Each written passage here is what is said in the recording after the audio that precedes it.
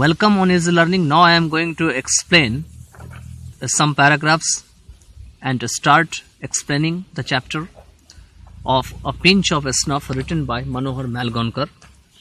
There is only a single word of this video, that is wire. Wire एक noun है. It means send telegram or message.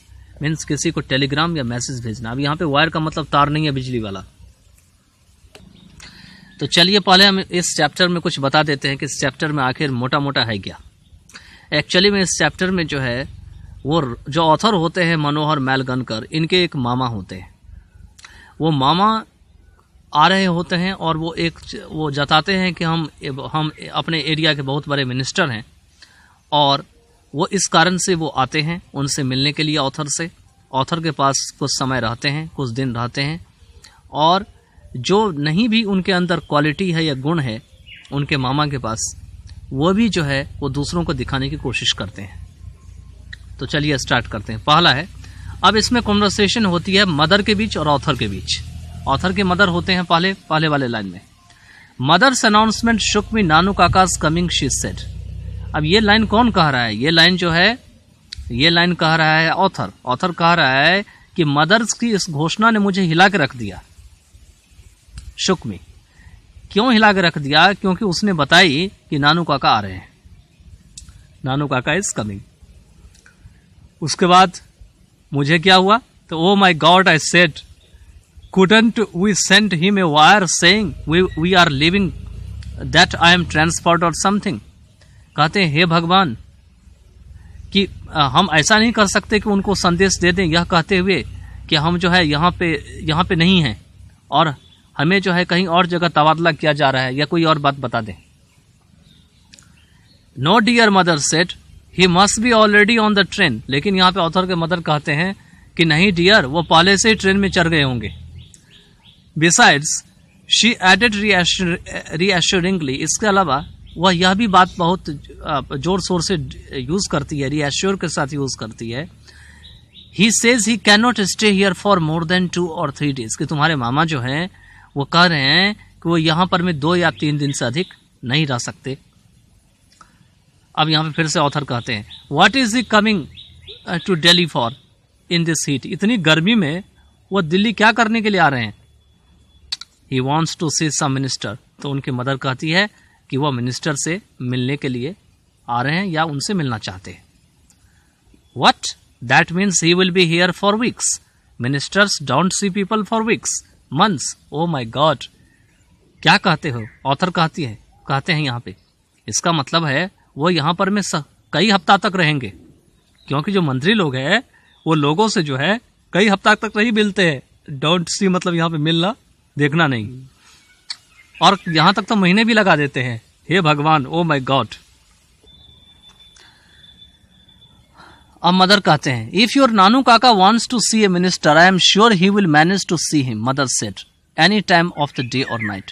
कहते हैं कि अगर नानू काका चाहते हैं कि वो मिनिस्टर से मिले तो मुझे पूरा विश्वास है कि वो उनसे मिलने का भी प्रबंध कर लेंगे किसी भी समय, दिन या रात में. Mother has always been very loyal to her side of the family. अब यहाँ पे ऑथर कहते हैं कि मेरी जो मदर है वो हमेशा ही अपने फैमिली के प्रति जो है वफादार रहे हैं. एंड आफ्टर ऑल नानू काका इज ब्रदर. और क्यों ना रहे, आखिर में नानू काका उनके जो है भाई होते हैं. I on the other hand may have something of a complex about minister. और दूसरी ओर मेरे अगर बात करें तो हमेशा मिनिस्टर के साथ कुछ ना कुछ समस्या ही आ जाती है. I am an under secretary on promotion and as such trained to regard ministers as being 2 steps higher than God. और मैं जो है मिनिस्टर के पास अंडर सेक्रेटरी के रूप में काम करता हूँ. वहाँ पे छानबीन का काम है मेरा, प्रोबेशन देखरेख का काम है. और मुझे इस तरह से ट्रेंड किया गया है कि मिनिस्टर को जो है रिस्पेक्ट करो, रिगार्ड करो. कैसे रिस्पेक्ट करो? जो गॉड को जैसे रिस्पेक्ट करते हैं उससे भी कहीं दुगुना ज्यादा. The secretaries being just 1 step higher. और सेक्रेटरी को गॉड से 1 स्टेप अधिक और मिनिस्टर को 2 स्टेप अधिक. I was waiting on the platform when the train came in. अब होता है क्या? अब ये ऑथर चले जाते हैं अपने मामा को स्टेशन पे लाने के लिए, रेलवे स्टेशन पे. तो कह रहे हैं यहाँ पे ऑथर कि मैं प्लेटफॉर्म पर वेट कर रहा था जब ट्रेन जो है आए। नानू काका stood in the doorway of the second class carries. Second class जो ट्रेन में डब्बे होते हैं वहां के जो डोरवे जो दरवाजे होते हैं वहां पे नानू काका खड़े थे। Striking figure, white heard with N impressive moustache. अब उनका फिजिकल अपीयरेंस के बारे में बात करने को कैसे दिख रहे थे, उनका फिगर ऐसा लग रहा था जैसे कि कोई देखते ही जो है कोई हिल जाए। उनके बाल बिल्कुल सफेद हो गए थे और उनका जो मूंछ था बहुत ही ज्यादा आकर्षक था, इंप्रेसिव था। He still wears the old fashioned knee length black coat and the red silk पगड़ी।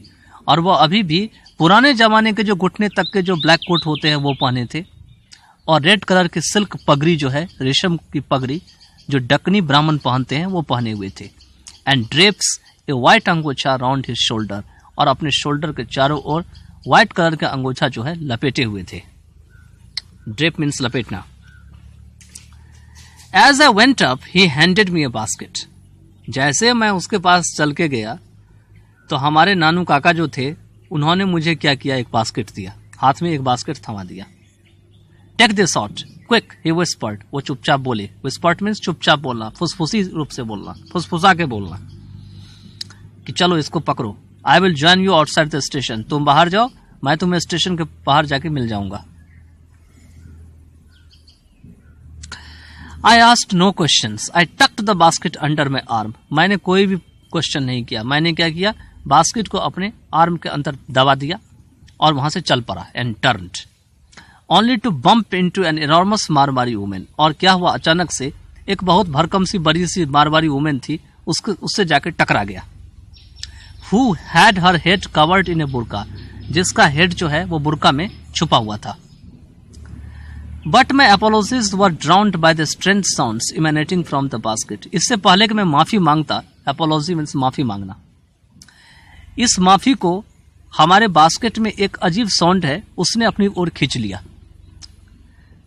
The protest of an outraged kitchen, मतलब वो जो झटका लगा बास्केट में, उसमें एक किचन मतलब बिल्ली के बच्चा रखी हुई थी, उसके अंदर से आवाज निकलती है, वो गुस्से में आ जाती है।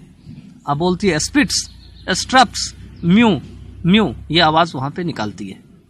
तो इसके साथ ये 11 नंबर तक एंड हो गया। अब हम नेक्स्ट वीडियो में इसको कवर करेंगे।